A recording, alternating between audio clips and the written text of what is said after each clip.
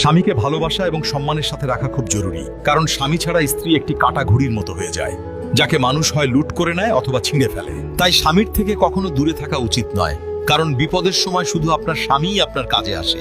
এই কথাটি হয়তো তেতো, কিন্তু এটাই সত্যি। একজন নারীর জীবনে স্বামী শুধু সঙ্গীই নয়, তার ঢালও বটে। স্বামী পাশে থাকলে দুনিয়া স্ত্রীর দিকে আঙুল তোলার আগে হাজারবার ভাবে, কিন্তু যখন সেই স্ত্রী স্বামীর থেকে দূরে চলে যায়, তখন তার আশ্রয়ও ছিনিয়ে নেওয়া হয় এবং তার সম্মানও ধীরে ধীরে কমতে থাকে। আজকাল অনেক নারী ছোট ছোট বিষয়ে স্বামীদের সাথে ঝগড়া করে, তাদের থেকে দূরত্ব তৈরি করে। তারা ভাবে স্বামীর গুরুত্ব শুধু টাকা উপার্জন পর্যন্তই সীমাবদ্ধ।